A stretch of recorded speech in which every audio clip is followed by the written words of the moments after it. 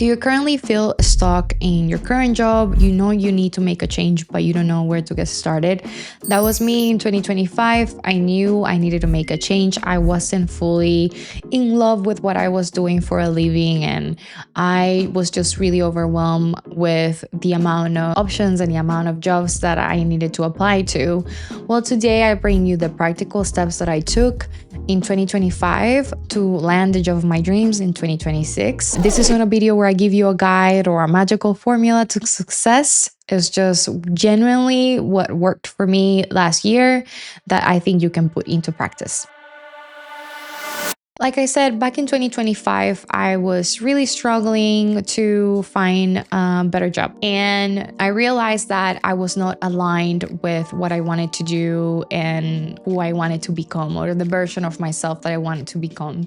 And I realized this when I was receiving tons and tons and tons of email rejections. And it was just really getting to me, the amount of email rejections that I was getting. And I started asking myself, what can I do better? And what I realized is that I was just massively applying to everything that I was seeing on LinkedIn. I was using the quick applies without really reading the job description and really truly being in alignment with what I wanted to do. So that is my first thing in this video, is I invite you to align with what you truly want in a job. Not only the pay, but really, what do you want it to feel like? What do you want it to be the environment? What do you want it to be the culture of the company that you want to work with? I was really busy with being a mom and other priorities that I didn't really take the time to understand that basic thing. Am I applying to the jobs that I truly want to be doing for the next 5 years of my life? Am I applying to a job that will really fulfill me? And the answer was no. I went and looked at all the jobs that I applied, and I realized that I was applying to jobs that weren't really what I wanted to be doing or the field that I wanted to follow. I was applying, for example, to analyst jobs when I knew I didn't want to be doing that.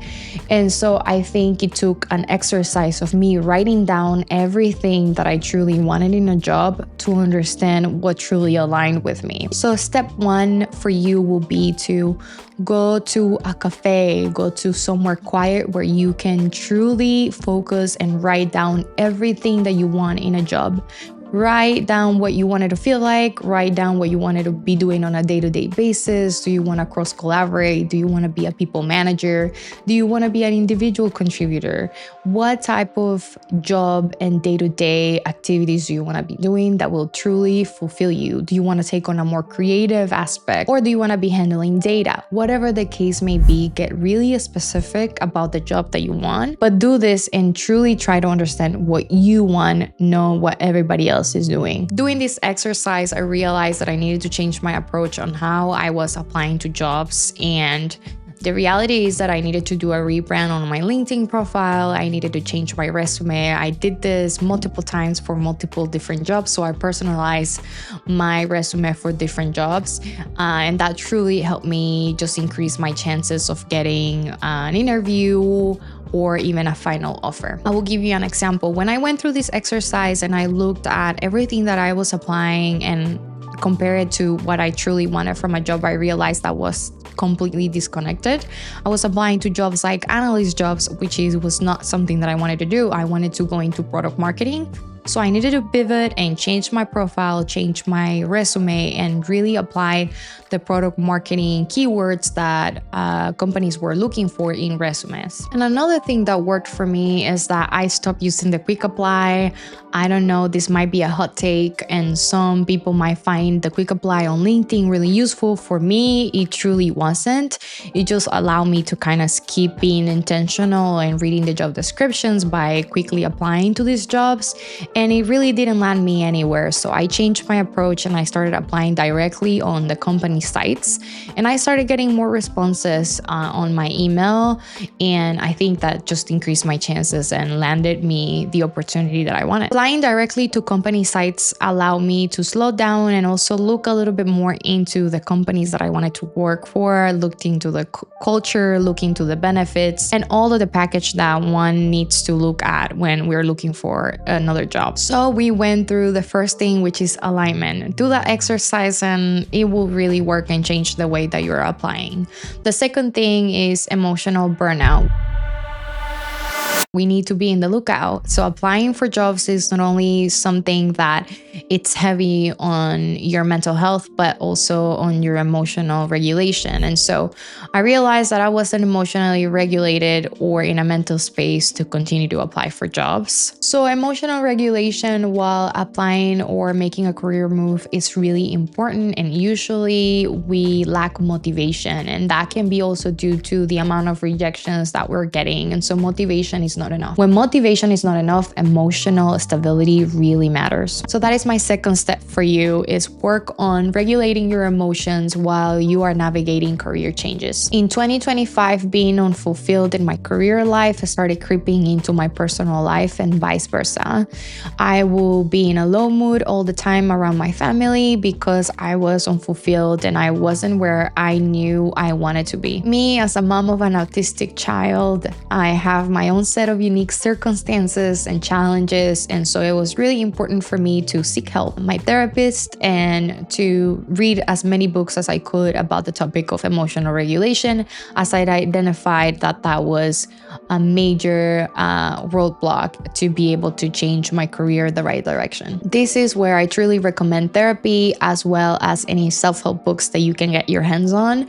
And if you can get your hands on one particular book, it will be The Let Them Theory by Mel Robbins. Stop trying to control people, situations, and things that are outside of your control and focus only on your input. The mindset change of let them, and literally let people do whatever they need to do. Let the job be a shitty job. Let the situation be bad, and just focusing on what you can do to control. That mental and mindset shift helped me create much more clarity and space in my mind to focus on the things that I could do to change my life. This book really makes you stop and think, is this situation, my boss, my job really worth draining my energy, or should I be focusing on what I can do to fix this? This is one of those books that you can reread and get your favorite sections and apply them to your life in different areas, so I really do recommend it. Another area where I wanted to bring some perspective is preparation and AI. When you do land that interview for the role that you want, AI can be the tool that can help you prepare in the best way possible. For me, I use AI tools like ChatGPT or Claude to prepare by doing mock-up interviews when a person wasn't available. AI truly helped me build my confidence in my interview skills, but it didn't replace how genuine my answers are. I usually go through my answers like the tell me about yourself question in a very specific personal format that is very unique to me. And then I just use AI to kind of verify and validate what I am doing and making sure that my ideas are coming clear and that I am communicating in the best way possible. But I don't let AI do all the job for me just so I don't sound like everybody else in the interview. Authenticity really matters more than perfect answers. That's my take. So use AI as the best tool that you can use it for, which is a tool to help you validate what you are communicating, but still staying true to yourself. Lastly, once you do land that job opportunity and the job of your dreams in your career, and I can tell you as someone that is currently in the job of her dreams 6 months in, is to keep a learning mindset from the beginning. Try to learn as much as you can from the get-go. Go and shadow as many of your colleagues as possible and get perspectives and feedback early on in your deliverables. So my closing thoughts are this: stop comparing yourself and your timeline to anybody else's. You are on your own unique timeline. You're gonna get there when you need to get there. And I truly do believe that if you follow these practical steps, you can accomplish a lot. I'm a YouTuber that is just starting out, and if you like this type of content, please subscribe, and I'll see you in the next video.